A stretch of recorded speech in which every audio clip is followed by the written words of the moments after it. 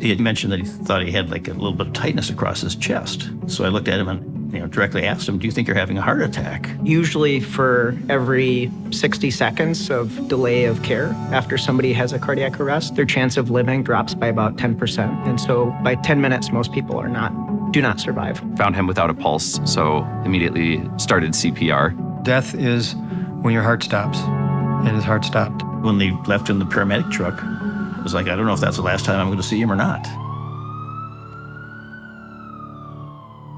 He had just fallen over sideways and was kind of laying on his back on the step, and I walked out to see what was going on. I thought he was having like a seizure. Never thought that he was having a heart attack. My name is Jared Murphy. I did die on Memorial Day. It all hits you at different points, and they're like, you were dead for 45 minutes. You were on the steps, you had fallen over, it looked like you seizured, didn't look like you had had a heart attack, you said you weren't feeling good.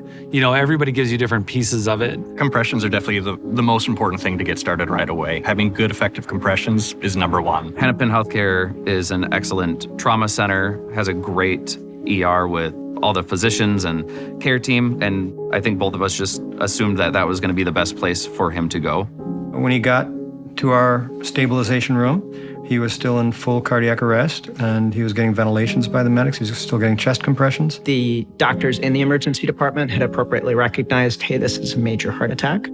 It's due to a completely blocked blood vessel, and that blood vessel needs to be opened immediately. We activated the cath team. They found that his left anterior descending artery was completely occluded. Yeah, we say time is muscle, time is myocardium, and every minute lost is more myocardium that's dead. We try to get the artery open as fast as we possibly can. So from the time I dropped on these steps and to the time that I ended up in surgery and with a heart stent was approximately 70 minutes. So many links in that chain had to happen perfectly, and if any one of them wasn't working, he would not have survived.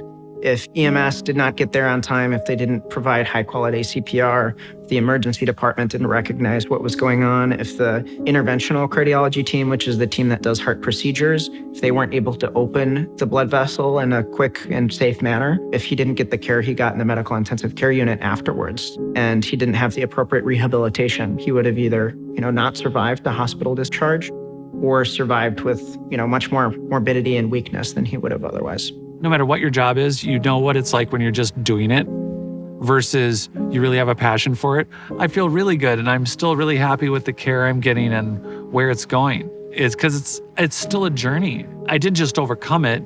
I've thrived, and it's been the combination of the cardio rehab, but also the constant care, the post-care. I've been able to meet so many people that have helped me, from Dr. Smith. I've met the ER team and the EMTs.